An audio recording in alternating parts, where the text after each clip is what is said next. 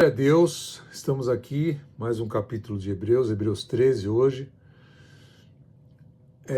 Praticamente esse capítulo fala assim, quando a fé precisa sair do papel. Eu acho que esse seria o título melhor para esse Hebreus 13, né? Então vamos desempacotar aqui, né? Imagina o seguinte, uma situação, você está vivendo em um ambiente hostil à sua fé, né? Existe uma pressão social muito grande, um risco até de perder bens, né? Existe perseguição, existe irmãos sofrendo, alguns aprisionados, outros maltratados, indo para prisões, cadeias. Você sabe que em algum momento seguir a Cristo pode ter um custo caro, né? Agora imagine que diante de tudo isso, né, o líder espiritual que você segue nesse momento comunica assim, não comunica assim, feche-se, construa um bunker nas montanhas, uma fortaleza, protejam-se apenas o que é de vocês, acumulem o máximo que vocês puderem, não confiem em ninguém, fechem a porta de casa, mas ele, pelo contrário, ele orienta vocês a amar os irmãos, a receber os estrangeiros em casa, a lembrar dos presos, a sofrer com os maltratados, a orar, a manter o seu casamento firme, né, a não transformar o dinheiro numa segurança absoluta, permanecer na graça, identificar-se com Cristo fora do acampamento, a gente vai entender isso daqui a pouco, e repartir o que você tem com as pessoas. E também viver sabendo que essa terra não é a nossa cidade permanente. Não é a nossa cidade permanente. Isso é meio contraintuitivo, né? Porque humanamente falando, quando a pressão aumenta, nosso instinto até é fechar as portas. Mas Hebreus 13 aqui nos mostra outra coisa. Então, a comunidade cristã não sobrevive à pressão apenas se protegendo do mundo. Ela sobrevive quando Cristo transforma a maneira como os membros, né, que estão ali, vivem uns para os outros e diante do mundo. Então, o capítulo 13 é o momento em que toda a teologia, né, desenvolvida ao longo dessa carta desce para o chão da vida, vamos dizer assim. Então, depois ele falar sobre Cristo, Cristo ser superior, sobre ele ser o sumo sacerdote, sobre essa aliança que é uma aliança maior, né, do que a do Antigo Testamento, sobre o sacrifício dele que foi perfeito, sobre a fé, né, sobre tudo isso, sobre a perseverança. O autor praticamente vai fazer uma pergunta assim, legal, se tudo isso é verdade, como a gente vai viver tudo isso? Então é aqui que a doutrina precisa descer das mãos para a mesa, para a casa, para o casamento, para o bolso, para a igreja, né? E diria até para o sofrimento e para a missão. Né? Porque uma fé que só entende Hebreus, mas não vive Hebreus, ainda não entendeu completamente essa carta aqui. Então a gente, primeiro ponto, né? Nós não podemos implodir a nossa própria casa. Então o capítulo começa assim, Hebreus 13, 1, de 1 a 4, fala assim, seja constante o amor fraternal, não se esqueçam da hospitalidade, foi praticando-a que, sem saber, alguns acolheram anjos, lembre-se dos que estão na prisão como se aprisionados com eles, lembre-se dos que estão maltratados como se vocês mesmos estivessem sendo maltratados. O casamento deve ser honrado por todos, o leito conjugal conservado puro, pois Deus julgará os imorais e os adúlteros. Então a primeira palavra aqui é importante, ele dá uma ideia de amor fraternal, né? O que no grego é chamado de Filadélfia, né? Então, literalmente, o amor entre irmãos. Isso quer dizer a palavra Filadélfia. E isso é um significado muito importante, né? O autor ele não começa dizendo assim, tenha uma experiência espiritual mais intensa, crie uma nova estrutura, descubra uma estratégia política. Não, ele começa assim, amem-se como irmãos. Porque uma comunidade que está sob pressão não pode sobreviver se ela começa a se destruir internamente. Porque é na comunhão dos irmãos que nós somos fortalecidos. E é nela que Deus se manifesta. Não é isso que fala a palavra? É na comunhão dos irmãos que Deus ordena as bênçãos. Então imagina uma comunidade, né, em que existe perseguição do lado de fora, como estava aqui o Império Romano perseguindo, e os irmãos judaizantes perseguindo.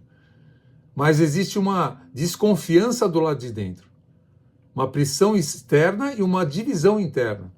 Um ataque do mundo, um ataque entre irmãos. Seria o quê? Destrutivo totalmente. O inimigo não precisaria nem pôr a mão, porque a casa ia ser derrubada pelo dono da casa mesmo. Bastaria ele esperar que as pessoas dentro, elas mesmas se destruiriam. Então, por isso o amor fraternal é um detalhe, vamos dizer assim, sentimental. É uma estrutura, né? É uma sustentação. É a sobrevivência espiritual que esses irmãos precisavam. Então aqui existe uma aplicação muito forte para nós.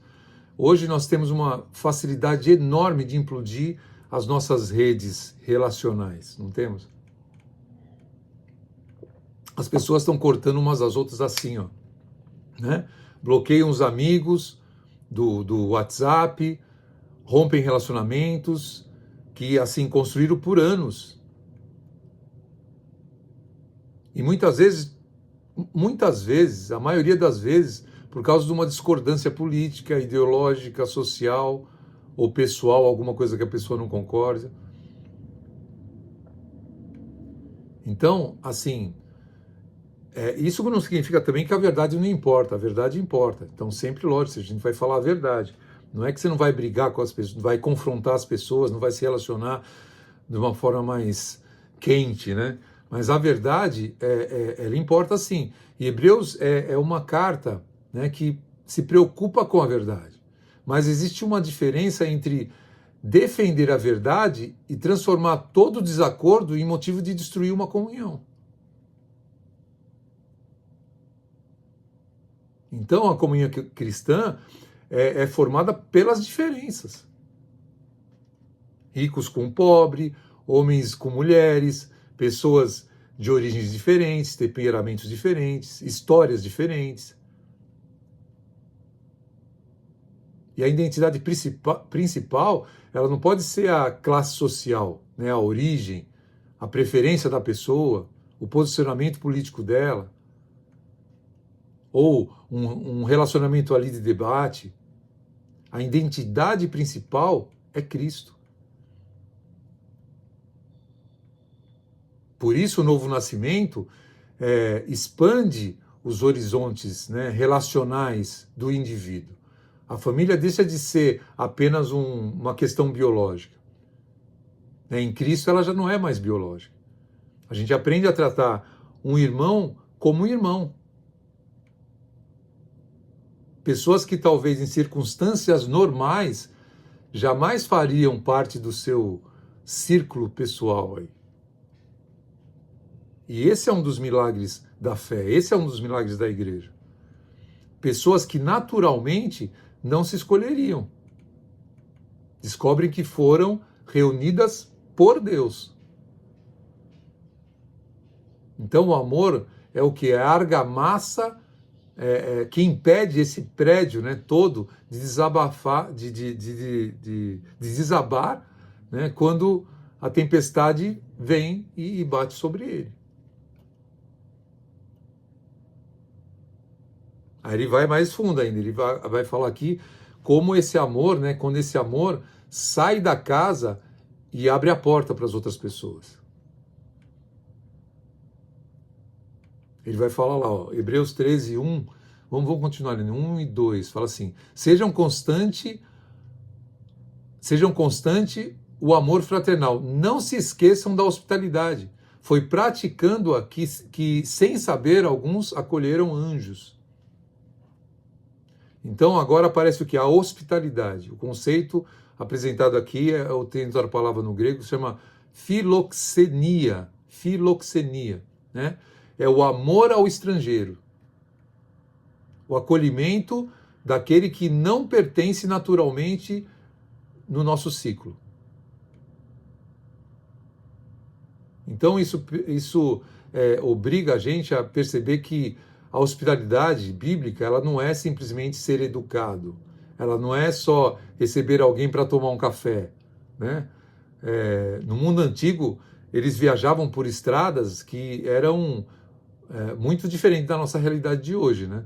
As pessoas, quando elas viajavam, elas ficavam vulneráveis, sem recurso, até os donos de estalagem, muitas vezes, eram salteadores, eram relacionados com pessoas ruins. Você entrava numa estalagem muitas vezes e não saía dela. Então a viagem podia representar um perigo real mesmo. Especialmente para quem estava fugindo de um regime ali, né? Sendo perseguido, vivendo à margem da sociedade, como muitos cidadãos cristãos viviam nessa época. Então a igreja era um braço assim que tinha que abraçar todo mundo. E tinha cidadãos até romanos que viviam nessa realidade. E a igreja começava a abraçar esses cidadãos. Então abrir a porta da casa era mais do que uma gentileza. Era uma proteção, era um compartilhar dos riscos. Era transformar a própria casa em um lugar de acolhimento. Vocês entendem isso? Então, Hebreus lembra que alguns, praticando hospitalidade, acolheram anjos sem saber. E essa referência evoca aquele material que nós temos, né? Quando Abraão e Ló receberam os mensageiros celestes em casa, né? Sem inicialmente saberem que eram anjos. Então a gente tem que perceber esse princípio, né? Você não controla completamente quem entra na sua história, quando decide viver nesse tipo de amor, o amor de Deus. Então não está no seu controle. Porque a hospitalidade, ela vai exigir uma vulnerabilidade. Porque é muito mais fácil ajudar alguém de longe, né? É mais fácil você enviar algum valor, né? Sem se envolver. É mais fácil você demonstrar generosidade quando ela não interfere na sua rotina, na sua vida pessoal. Mas abrir um espaço, né, para alguém exige o quê? Proximidade. Exige tempo, exige meses, exige atenção, exige, às vezes, reorganizar a sua vida. Então existe uma frase que a gente precisa guardar. A fé cristã, ela avança principalmente através do quê? Do amor. Do amor oferecido a todos, inclusive ao estrangeiro.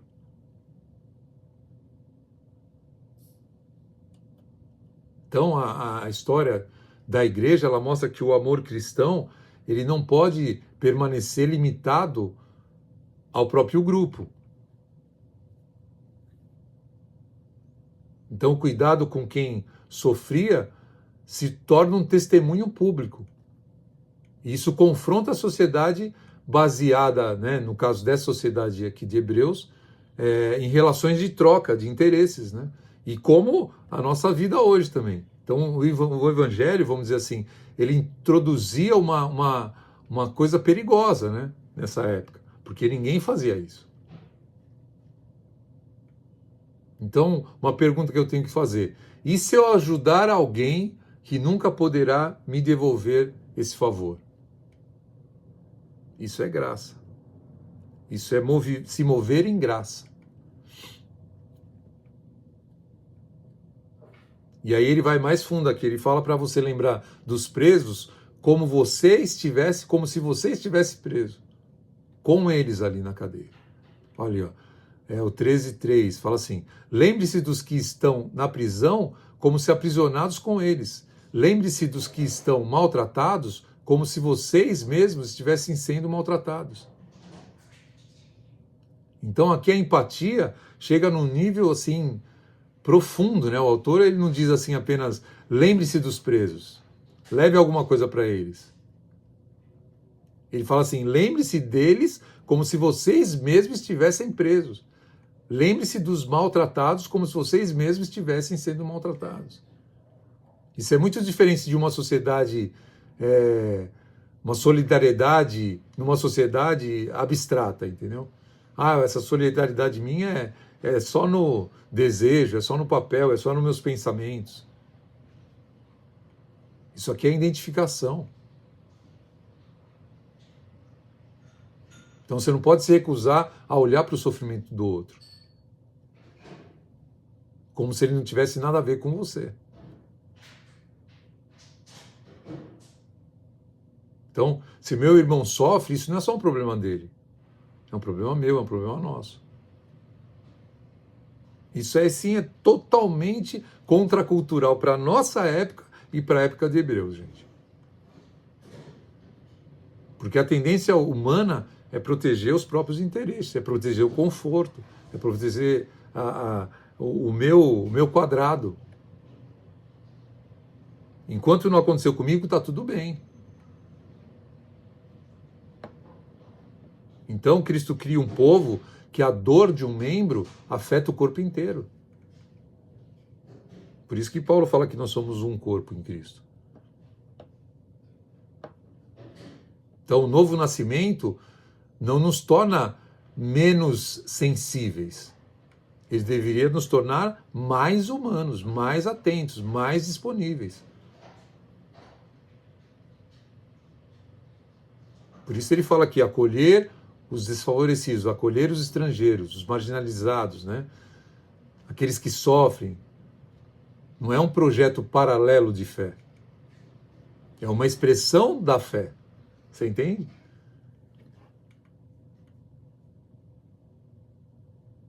Então, assim, a integridade cristã, ela precisa sobreviver quando a porta está fechada. E aí o texto faz uma mudança aqui, aparentemente parece brusca, né? Depois dele falar sobre irmãos aqui, estrangeiros, presos, maltratados, ele entra dentro da casa, dentro do quarto, dentro do casamento. Olha o que ele fala aqui, no 13:4. O casamento deve ser honrado por todos, o leito conjugal conservado puro, pois Deus julgará os imorais e os adúlteros. Por quê?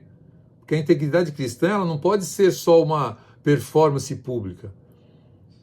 Não adianta você abrir a porta para o estrangeiro e fechar a porta do quarto para Deus. Entendeu? Não adianta você cantar sobre santidade e viver uma duplicidade secreta aí. O evangelho alcança a praça pública, mas também alcança a intimidade do casal. O casamento deve ser honrado, o leito conjugal deve ser conservado puro, é isso que ele fala aqui. Então, você precisa entender, isso precisa ser ouvido, né? Precisa ser falado e ouvido para uma cultura que é marcada por práticas, vamos dizer assim, que banalizam a sexualidade.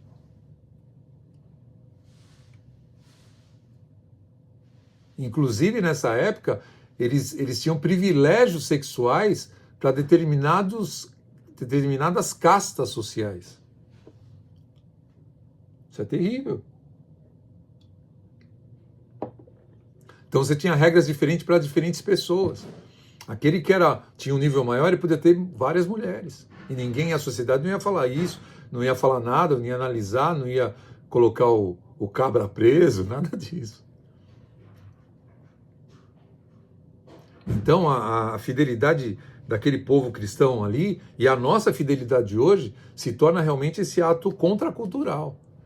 É quase uma As pessoas, quando a gente fala em casamento para a vida inteira, parece que é uma coisa do outro mundo. Parece que você está ofendendo a pessoa. Então continua sendo assim, hoje em dia.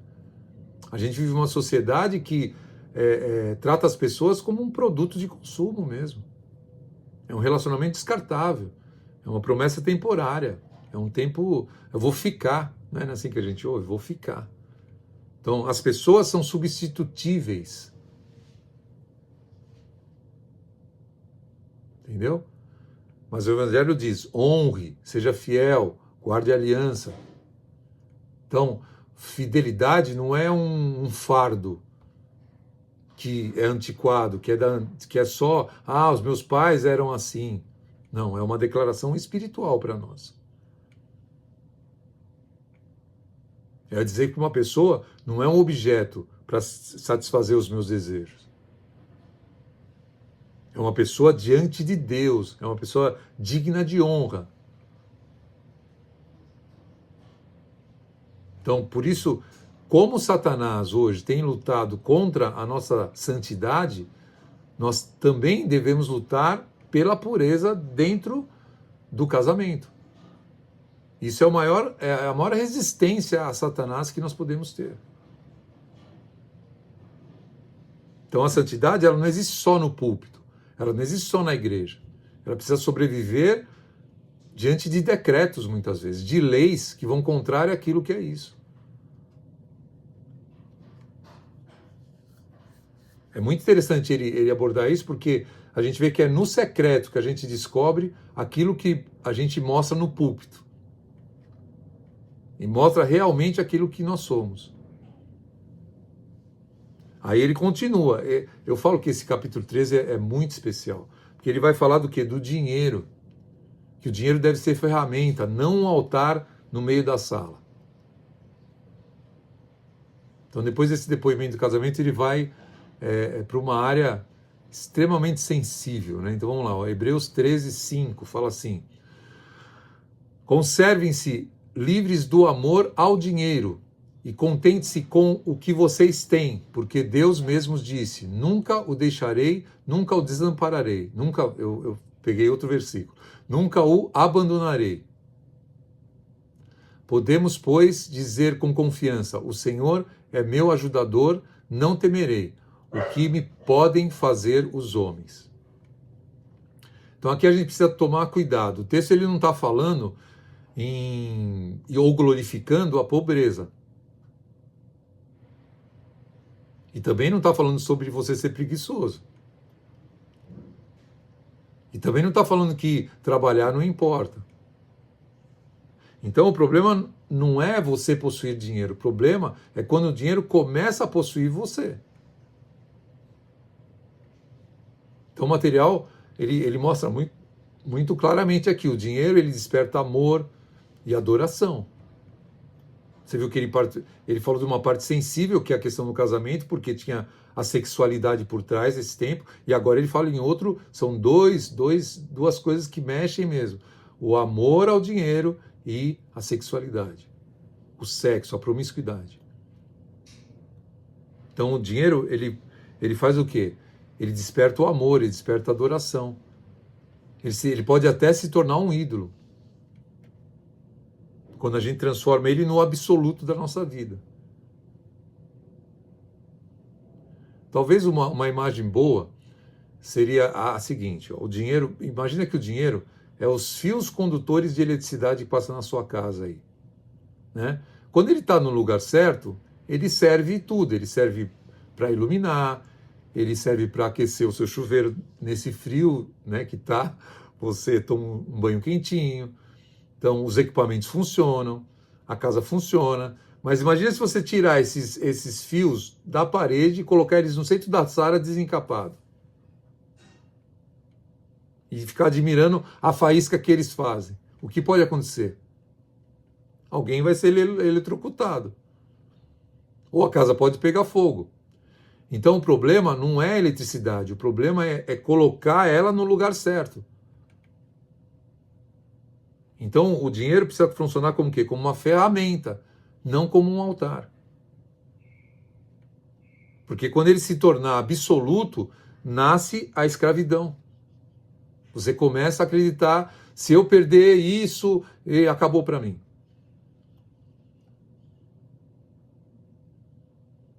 Não é assim? Se minha segurança financeira desaparecer, eu não tenho mais segurança. Se eu não acumular cada vez mais, eu não vou conseguir viver.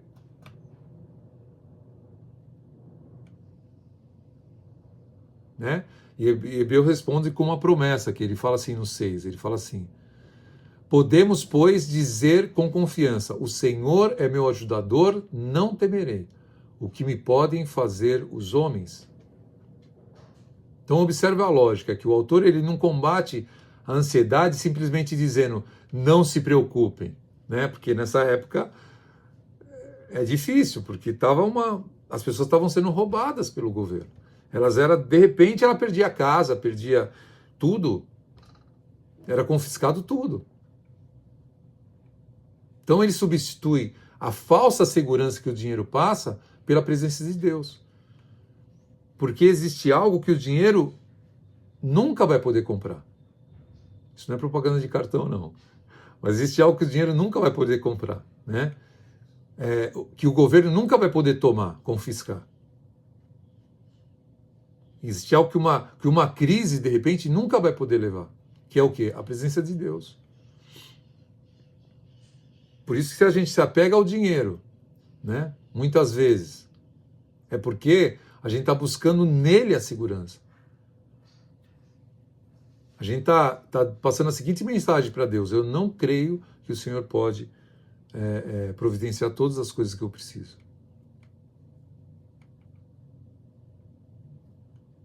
Então, assim, a questão grande aqui é o seguinte: não há nada que o dinheiro possa comprar que nos complete. O que de fato nos completa é a presença de Deus. O dinheiro é relativo, Deus é absoluto. Quando isso muda dentro da gente, o dinheiro volta para o lugar incorreto. Se isso muda de uma forma correta, o dinheiro volta para o lugar certo. Se eu ponho Deus no primeiro lugar. Agora, se eu coloco o dinheiro no primeiro lugar, o dinheiro vai para o lugar errado. O dinheiro tem que ser ferramenta, não Deus. Ele é servo, ele não é senhor. Aí ele fala sobre aqueles que vão guiar, né? Quando você estiver nessa pressão, quando essa pressão aumentar, quem vai te guiar? Ele fala sobre esses que vão guiar.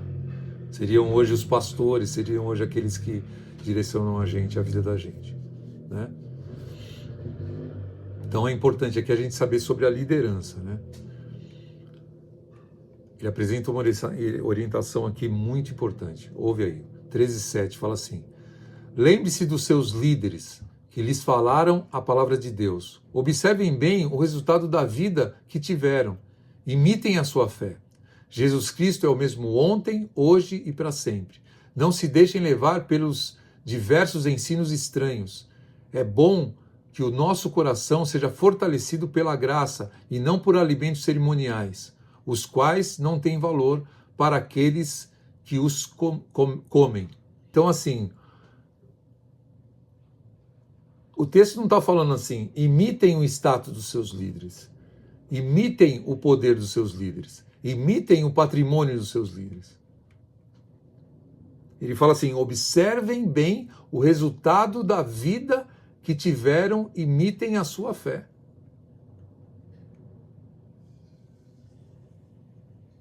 Então a autoridade bíblica, ela não pode ser separada da vida da pessoa. O líder fala, mas o líder vive também. Ele ensina, mas ele tem uma caminhada. Ele conduz, mas ele também responde diante de Deus.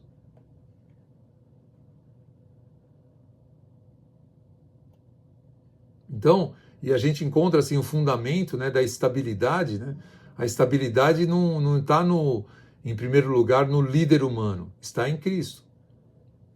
Ele fala, Jesus Cristo é o mesmo ontem, hoje e sempre. Então a estabilidade está em Cristo, não no líder. Porque os líderes mudam. As gerações passam.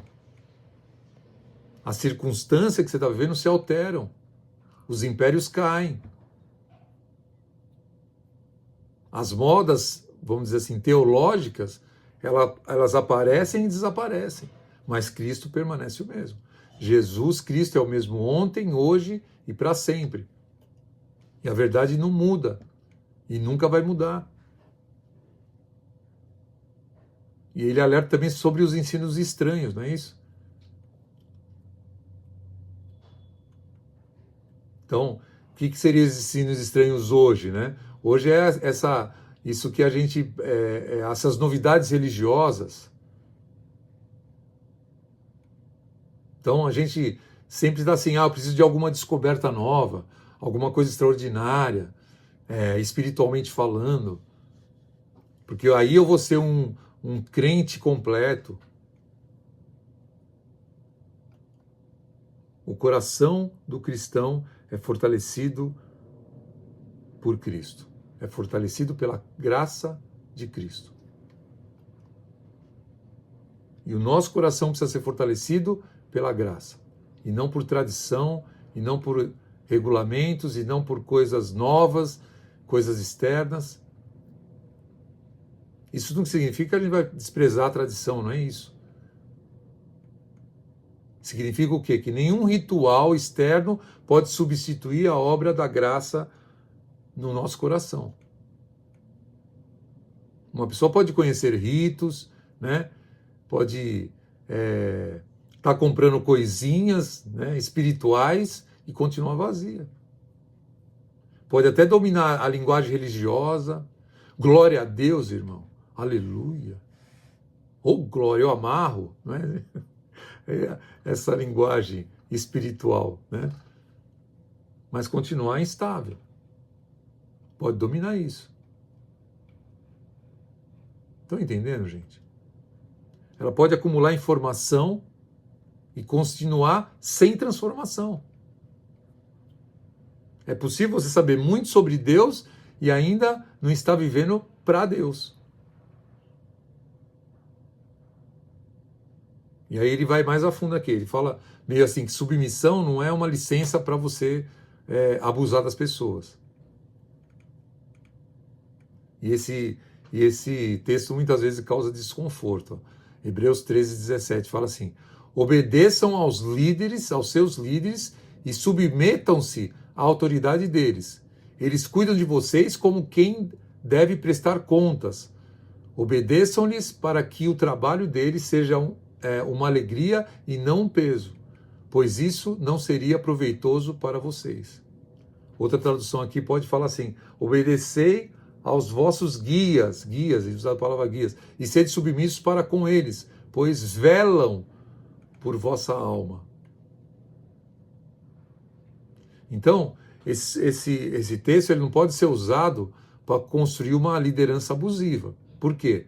Porque a própria passagem ela estabelece o padrão da liderança. Eles cuidam de vocês como quem deve prestar contas. O líder não é dono das pessoas. Ele é responsável diante de Deus.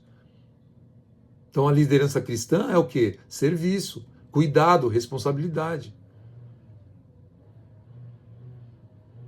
Então o conceito de guia aqui aponta para quê? Para aqueles que conduzem. Por isso que ele fala guias. Pessoas que vão à frente, que inclusive nessa época era o alvo.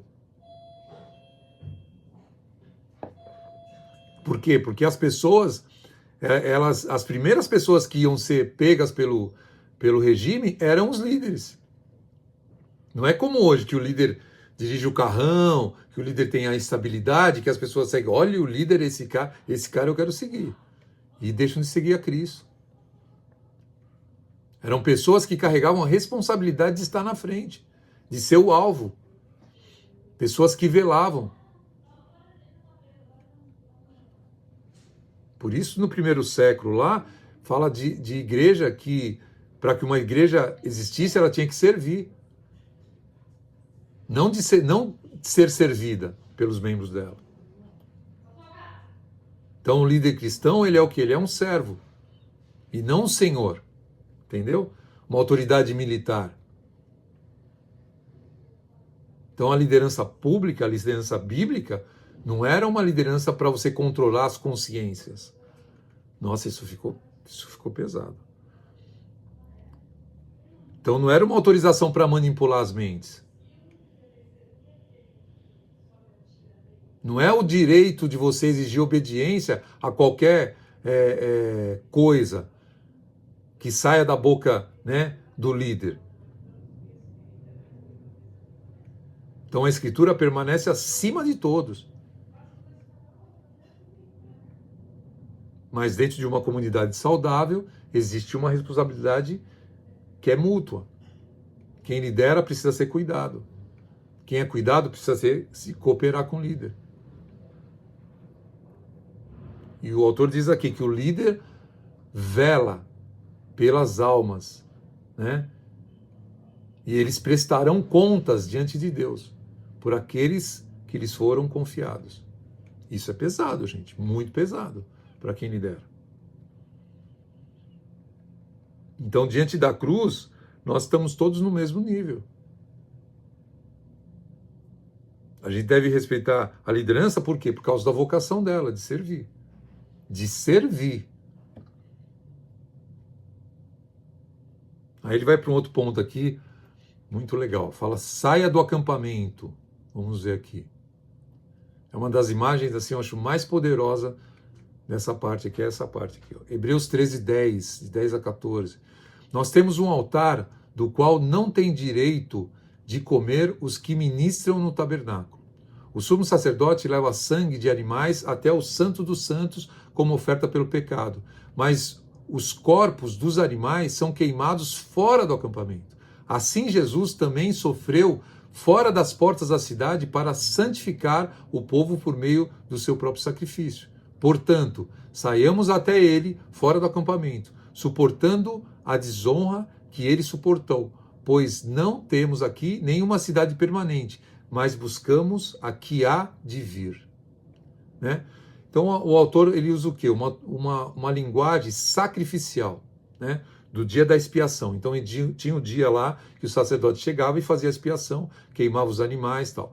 Então existe essa conexão entre aquilo que acontecia no Antigo Testamento, no sistema do Antigo Testamento, e aquilo que Cristo realizou por nós.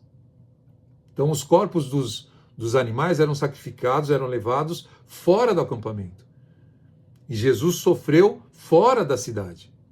Fora. Então, no lugar da vergonha, no lugar da rejeição, no lugar da exposição.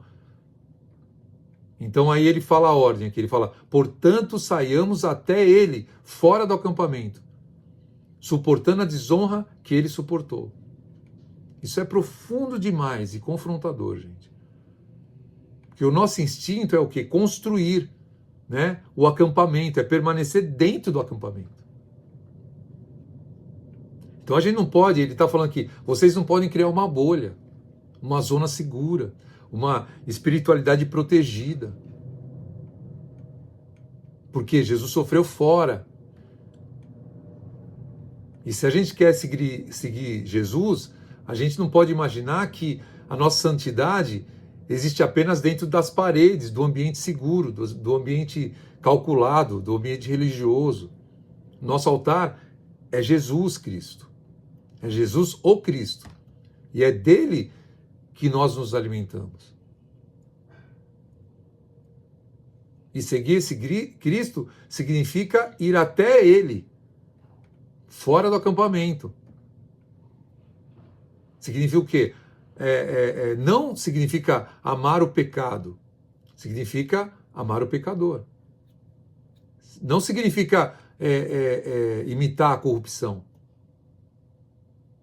Não significa se contaminar com o mundo. Significa ir ao encontro das pessoas sem abandonar a santidade. É possível você entrar num ambiente de quebrados sem se tornar aquilo que esse ambiente é quebrado. É possível você estar perto de alguém da dor, de alguém que está sentindo dor, sem abandonar a verdade da cura.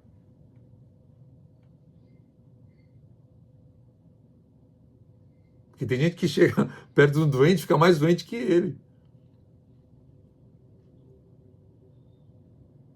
Então é possível você colher um marginalizado sem você relativizar o evangelho porque ele é marginalizado. Eu vou relativizar aqui a instrução de Deus porque ele é marginalizado, eu vou aceitar o que ele é. Não, eu vou abraçar, vou cuidar e vou direcionar.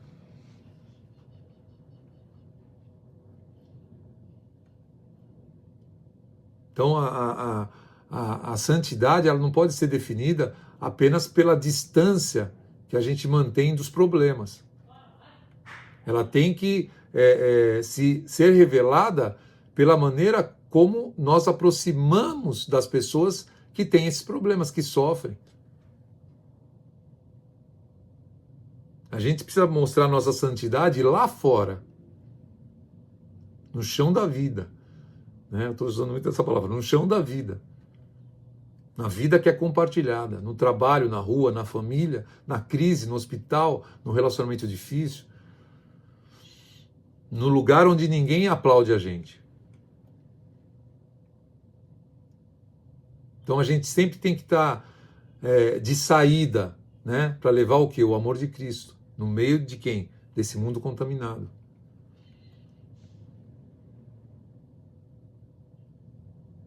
Aí ele entra numa parte muito interessante aqui, que é sobre louvor. Para mim essa parte tem muito, muito a ver. Né?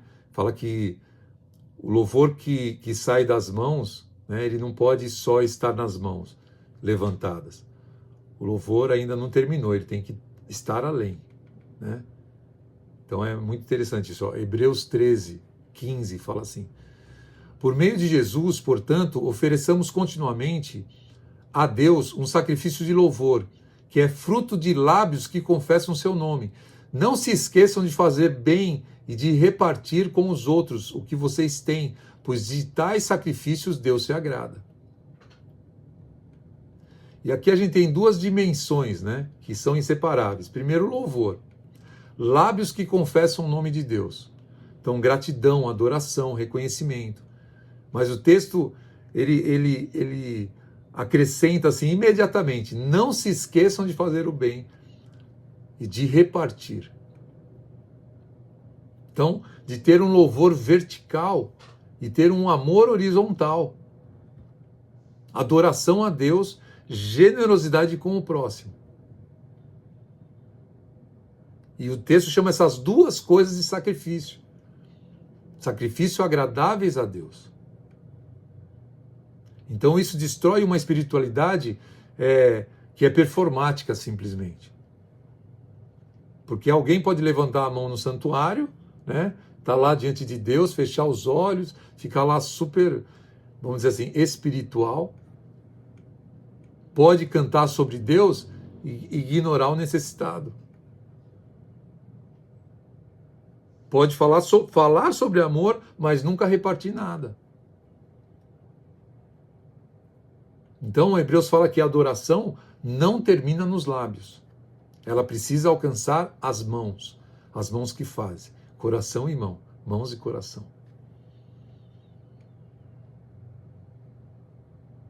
Então, sacrifício que agrada a Deus é aquele que você faz. Sacrifício que agrada a Deus é aquele que você faz. Você reparte o pão com quem precisa, com quem não tem. Então a nossa adoração diária deve ser baseada nesse eixo da gratidão ao Senhor e essa gratidão se manifestar em generosidade. Não é apenas dinheiro, né? Não é só dinheiro. É tempo, é atenção, é recurso, é serviço, é compaixão, é disponibilidade.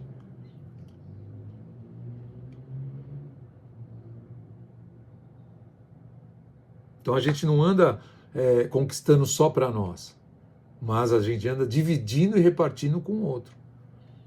Sempre na minha conquista tem o meu pensamento da repartição, de repartir aquilo que eu conquisto. O louvor que sobe a Deus, ele precisa produzir mãos abertas na direção daquele que precisa. Amém? E aí ele vai para, não temos aqui uma cidade permanente. Vamos ver aqui.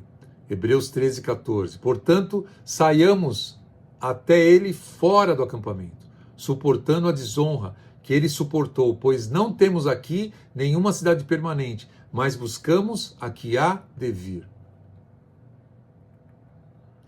Por que alguém consegue repartir, gente? Porque ele sabe que não é dono. Ele não é dono de nada.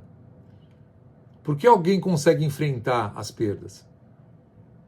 Porque ele sabe que a herança dele, a herança final dele, não pode ser confiscada. Por que alguém consegue sair do acampamento? Porque ele sabe que a segurança dele, né, não está no acampamento. Por que alguém consegue manter o dinheiro como ferramenta? Porque ele entende que o dinheiro ele não pode comprar uma cidade eterna. Não temos aqui nenhuma cidade permanente, mas buscamos a que há de vir. Então a perspectiva muda tudo. Nós somos peregrinos, estamos de passagem. Então isso não nos torna irresponsáveis, né, com a vida que nós levamos hoje. Não é, isso não nos dá o direito de ser irresponsáveis. Pelo contrário, quando você entende que você não precisa transformar esse mundo no Deus, no seu Deus, você se torna livre para servir dentro dele. Você trabalha, você ama, você constrói, você serve, você cuida, mas você não se torna escravo daquilo que é temporário. Você entende isso?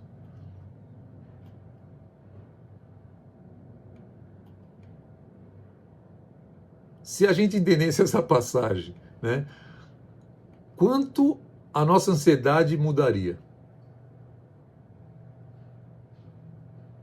Quanto o seu desespero de ter status, né, diminuiria?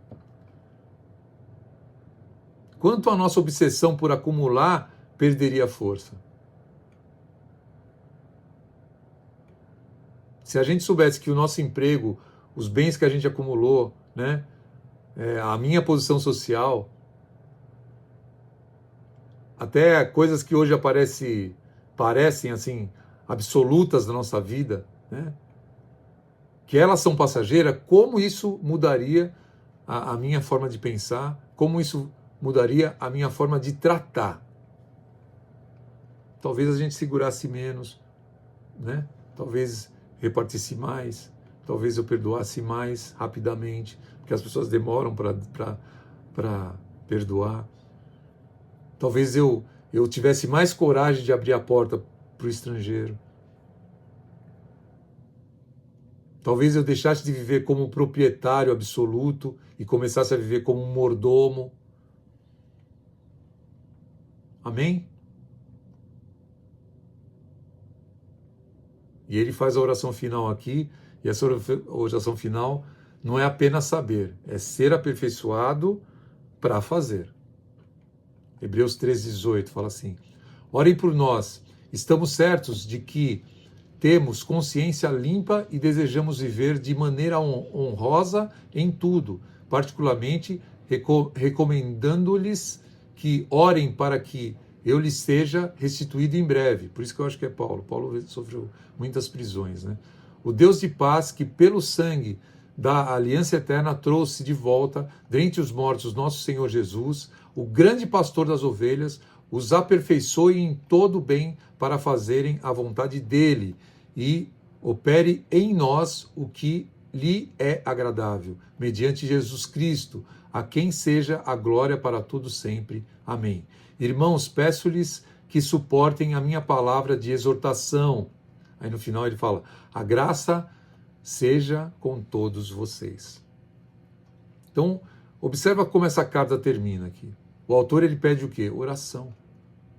Ele fala de consciência limpa, ele fala de viver honrosamente, ele fala de comunhão.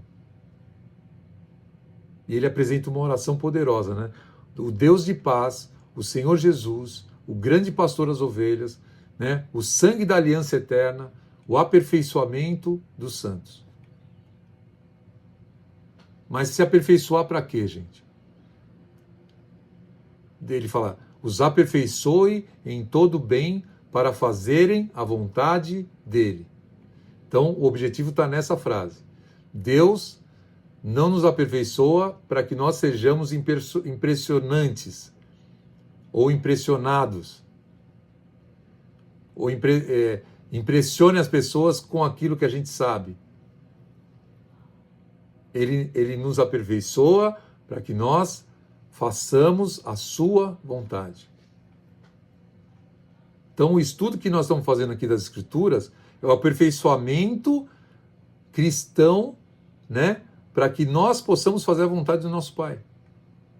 Não servem para uma questão intelectual, mas para que a gente possa se prostrar diante da cruz. Então, sempre que a gente mergulha na palavra, ela nos coloca diante do espelho, né, diante daquilo que nós somos realmente, e expõe aquilo que a gente precisa ser realmente. Aquilo que a gente precisa ser restaurado, a restauração que precisa acontecer dentro de nós. Então, o teste final é o seguinte, irmãos amados. Depois da gente estudar Hebreus, depois de você aprender palavras gregas, né? Depois de conhecer contexto histórico, depois de entender o sistema romano, depois de compreender a tipologia, né, do sacrifício bíblico, do sacrifício de Cristo, a pergunta é, o que isso produz dentro de nós? Mais orgulho? Mais serviço? Mais arrogância ou mais amor? Mais argumento para vencer as discussõezinhas que a gente vai ter?